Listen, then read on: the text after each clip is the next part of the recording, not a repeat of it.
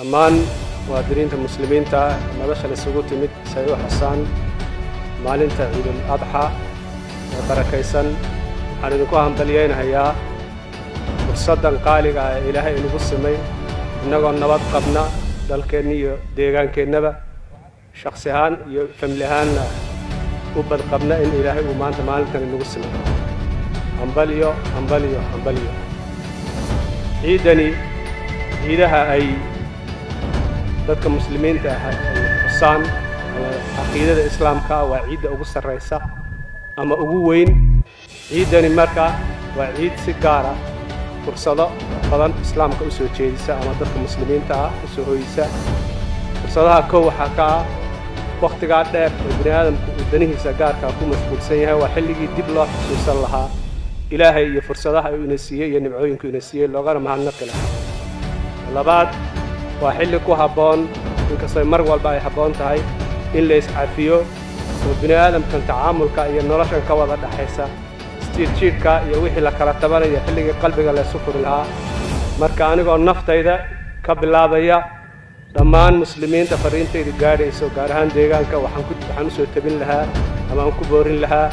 inaynu iscafino cafiska waxaa ku xiga iyadana fursaddan oo kale waa fursad ama munaasabadan oo kale ku habboon in looga faa'iidaysto in dadka mudan in la caawiyo ee danyarta ah ama waxaan ku dhahay xaaladoodu aynan u saamaxaynin inay dantooda si fiican ay ugu toosaan xilligii la caawin lahaa loo naxariisan lahaa weeyaan naxariistaasi ilaahay meelo fara badan buu diintiisa iyo qur-aankiisaba kaga sheegay idinku markaad isu naxariisataan baa idinkana laydin naxariisan doonaa marka naxariistaasi inaan hoos u eegno inagoo jaarkeenna iyo ehelkeenna ka bilaabayna guud ahaanna cid kastoo inu wanaag gaadhsiin karro inaynu xilligan iyo munaasabaddan aynu uga faa'iidaysanno labada arrimood ee cafiska iyo naxariista ah markaan ka gudbo in badan hadallo ku habboonaa madashani waxaa soo jeediyey sheekh Dunaydi oo ah inaan dib u yar milicsanno marxaladihii kala duwanaa ee siyaasadeed ee nololeed aynu soo marray iyo midda aynu maanta ku jirro ilaahay caza wajalla waxaan ka tamaniyeynaa wax kasta oo wanaaga oo inoo hagaagay inuu inoo sii xoojiyo wax kasta oo ina dhibaya oo ummaddan muslimka ah ee deegaanka dalka iyo dunidabana dhib ku ah inuu ka khafiifiyo oo ka soo gaaro gaar ahaan deegaankeennu intii isbeddelkani yimid waxyaalaha sida gaarka aynu u xusuusannahay ama aynu ugu suntannahay waxaa ka mid ah xasilloonida iyo nabadda aynu hayno nabaddu waa asaaska nolosha ee bini aadamka nabaddaa unbay jiritaanku wax walba oo bini aadamtaba haya ay ku qotantaa waxaan marka shacabweynaha deegaanka ku boorinayaa anoo magacayga iyo magaca xukuumaddaba ku hadlaya nabadda iyo xasilloonida inaynu ilaashanno nabad waxaa ku suurtagala horumar nabad waxaa ku suurtagala wax kasta oo bini aadamku u baahan yahay oo wanaaga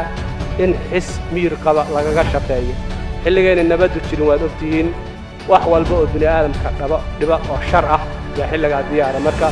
nabaddan innagoo ka faa'iidaysanayna inaan danaheenna iyo wax kasta oo ummaddeenna wax u tarhaya gacmaha iska wada qabsanno nu ka wada shaqayna ayaynu u baahannahay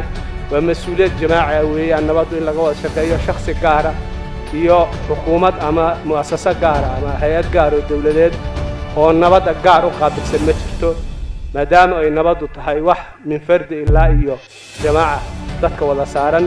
nabaddaas inaan wada ilaashannaan yaan nagu wada boorinayaa aad baad u mahadsantihiin hambaliyo